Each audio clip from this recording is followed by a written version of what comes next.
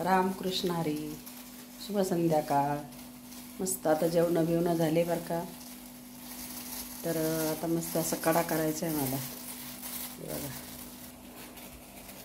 आडवसाच्या पाल्याचा कडा करते मी आता. मस्त असा उकळून घ्यायचं बरं का हा कडा. असं 1 ग्लास पाण्यामध्ये एवढे पानं उकळत टाकले. आता याचं फक्त अर्ध्या कपाच्या बी कमी कडा करायचा.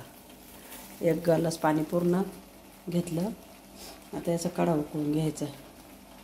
अर्ध्या कपाला कमी कडा करायचा. तर मस्त फरक पडतो बरं का खोकल्याला.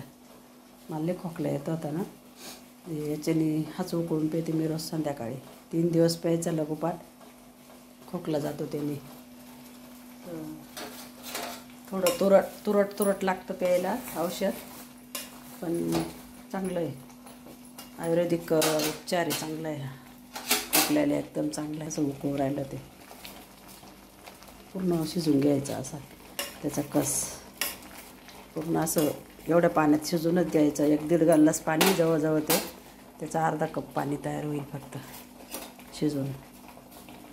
तर मस्त असं कडा करून पिणार आहे मी आता.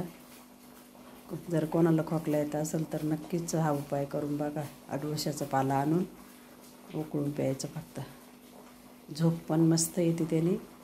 आणि आपल्याला जर खोकल्यामध्ये कप जर व्हायला असला ना, तो कप वितळून जातो आणि खोकला पण कमी होतो.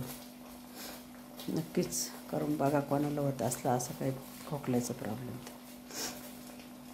तर मी मस्त याला शिजत टाकलं आहे. शिजून एकदम घट्ट होईल त्याचा पाला. मग हे करत पिऊन घेईल गरम कोमट आपले चहावाने पिऊन घ्यायचं. मस्त घसा पण शकतो.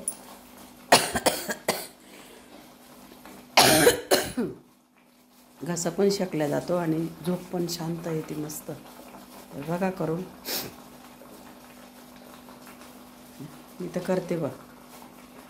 खोकला येत असला का हाच उपाय करते मी.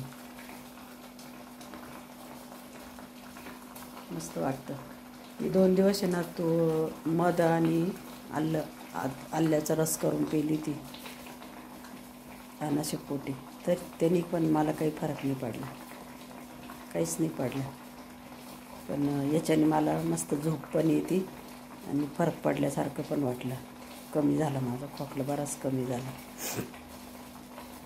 कोणी म्हणे ते आलं आणि मध खा म्हणे, पण काही मला फरक नाही पडला बरं का. मधाने आणल्याने या डोस्याने मस्त फरक पडला. तर बघा करून. रामकृष्ण हरी.